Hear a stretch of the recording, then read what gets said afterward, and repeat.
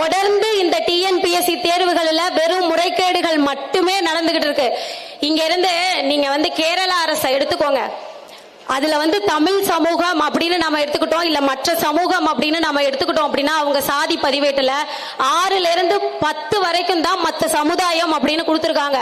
ஆனா இங்க நம்மளுடைய வேலை வாய்ப்புல ஓபிசியா அதுல பாதிக்கு பாதி, மற்ற மொழி பேசக்கூடியவர்கள் வேலையில இருக்காங்க. பிசியா அதுல பாதிக்கு பாதி, மற்ற மொழியில் பேசக்கூடியவர்கள் வேலையில இருக்காங்க. இல்ல அதை தாண்டி எஸ்சி எஸ்டி ஸ்டூடெண்ட்ஸா அதுலயும் மற்ற மொழிகள் பேசக்கூடியவர்கள் வேலை வாய்ப்புல இருக்கிறாங்க. இதோ இங்க நம்ம தனலட்சுமி ஸ்ரீனிவாசன் கல்வி நிறுவனங்கள் இருக்குல்ல, மருத்துவ கல்லூரி இருக்கு, மற்ற கல்விகள் இருக்குல்ல, இதுல எத்தனை தமிழர்கள் இருக்காங்க விரல் விட்டு எண்ணி விடலாம் நம்ம. அப்ப அந்த அளவுக்கான முறைகேடுகள் மட்டும்தான் இங்க என்ன பண்ணிட்டு இருக்கு அப்படின்னா இந்த தேர்வுகள்ல நடந்துகிட்டு இருக்கு.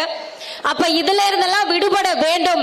இந்த தமிழ் சமூகம் விடுபட்டு திராவிட மாயையிலிருந்து விடுபட வேண்டும் அப்படின்னா அதற்கு தமிழ் தேசியம் பேசக்கூடிய தந்தை செந்தமிழன் சீமானால மட்டும்தான் முடியும்.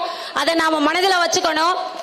நீங்கள் எதிர்பார்க்காததை விட சிறந்த ஆட்சி தந்தை செந்தமிழன் சீமான் ஆட்சியில மட்டும்தான் மலருன்னு சொல்லி வாய்ப்புக்கு நன்றி கூறி விடைபெறுகிறேன். நாம் தமிழர்.